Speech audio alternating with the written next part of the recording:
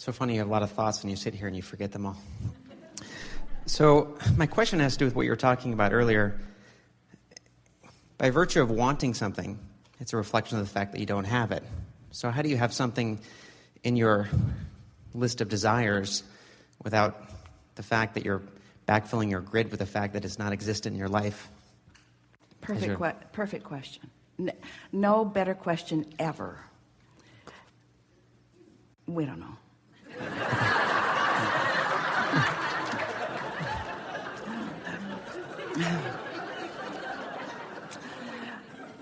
Everything that you want, if you'll ask yourself why you want it, you'll get to the vibrational basis of why you want it. And that's a really good place to be in your grid. In other words, I want the feeling of freedom from it. I want the feeling of fun from it. If you get to the basic emotional reason that you want something, you can find a pure place where you don't contradict your energy so much. Because when you say, I want this thing because I don't have it, now you've got split energy. Or I want it because I need it. Or I want it, but I don't know how it's going to come, or when it's going to come, or where it's going to come from, or who's going to bring it. Those kinds of thoughts introduce all kinds of resistance to the equation and slow it all down. But when you think about what you want and why you want it, now you get right to the basic grid vibrational reason for it. And in doing that, you see, deliberate creation is about one thing, really. Well, it's not completely accurate. Let us start again. Deliberate creation is about asking and then allowing. We talked about the 3 steps. Ask, contrast helps you do that. Source answers, but then you've got to allow what you've asked for in. But we want to say, with that understanding in place, that if you will put your emphasis upon this one thing, deliberate creation is about one thing and one thing only. Not doing that thing that blocks it. Not doing that thing that hinders it. Now that's a screwy sort of backwards pushing against way even to describe it. But we really want you to understand that if you aren't introducing a vibration that is contrary to what's in your vortex and what's really at the basis of the grid that you have built when you decided to come, if you don't do those things that keep introducing static and resistance to it, then things will fill in. The grid will fill in quickly and effectively. We want to re-emphasize something that many of you have heard us talk about before, and that is, this is the way we've said it before. When one who's connected to the stream, or one who's in the vortex, one who's tuned in, tapped in, turned on, one who is in alignment with source energy, we've been using all of those expressions. Someone like that is more powerful than millions who are not. You have so much leverage. And today we want to explain that that leverage is about grids stacking up. In other words, your leverage is about having this basic knowledge of well-being and then just introducing more specifics to the well-being that are important to you without introducing resistance as you add the more specifics. Ooh, that was so good. And so as you get it, because people will say to us, well, Abraham, what do you want us to do? First you say, think about what you want and talk about what you want. And then you say, you have to get into the art of allowing. And then you say, don't push against anything. And we're sort of going crazy here. We don't know what we're supposed to do. Are we supposed to be deliberate? Or are we supposed to meditate and be in a state of allowing? And we say, there's 3 steps. Sometimes you ask and sometimes you allow. But we want you to be emphatic about the allowing and aware of which you're doing when you're doing it, you see. So it's a wonderful thing to say, I want something that I don't have. And it's even all right if it stirs up a little discord in you as you realize how much you want it and how absent it seems to be right now. But then your work is to put the emphasis upon the part of what you want that you've already got. And there is no situation ever that the part that you really want, even though it seems impossible, is something that you already do have. You just have to find the feeling place, the vibrational essence of it. And when you do, then the grid starts filling in with evidence that seems impossible, with evidence that seems amazing, with evidence that defies the logic that most humans are applying to all things. There is nothing that you cannot be or do or have once you establish the vibrational essence of it and practice it until you've made it your own.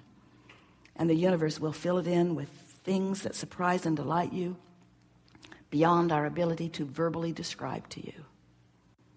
You see people who are masters of this or masters of that. You hear tales of them. Most of you have never really met one who lives up to the standards that we're talking about here, but they are all around you. It's just a matter of finding the vibrational essence of something and practicing it, and then the grid will fill in with the manifestation. So the best question ever just evoked the best answer ever. Yeah. Okay.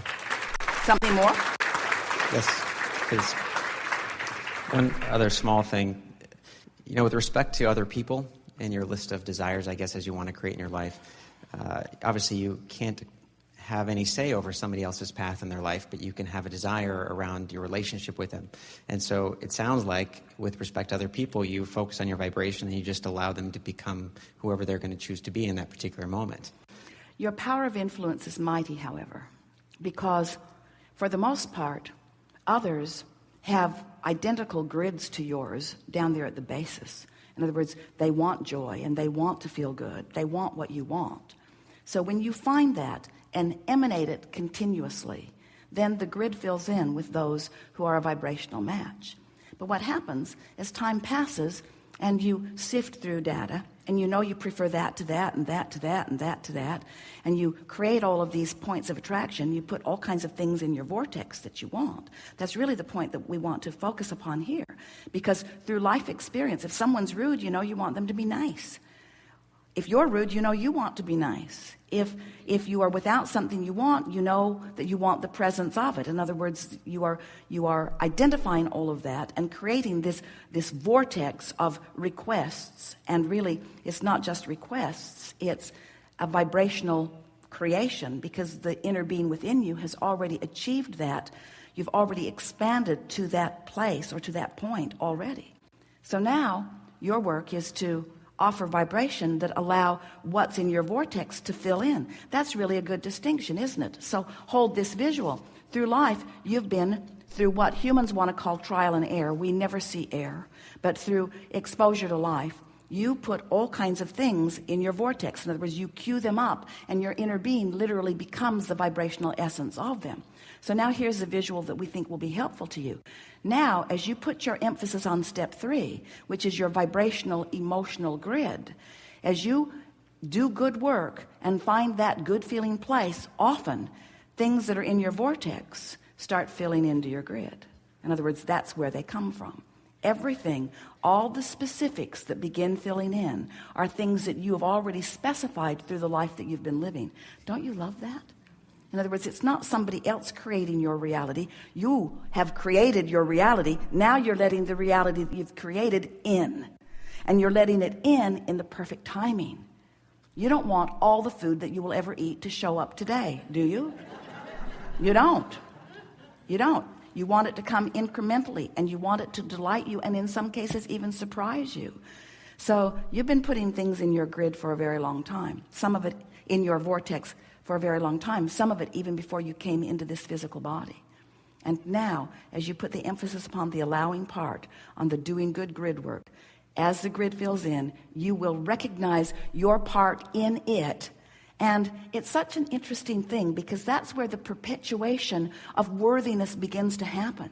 You just can't move through life and identify what you want and then have things happen that in many cases seem miraculous as they occur, without beginning to gain your confidence and your sense of well-being and your sense of worthiness.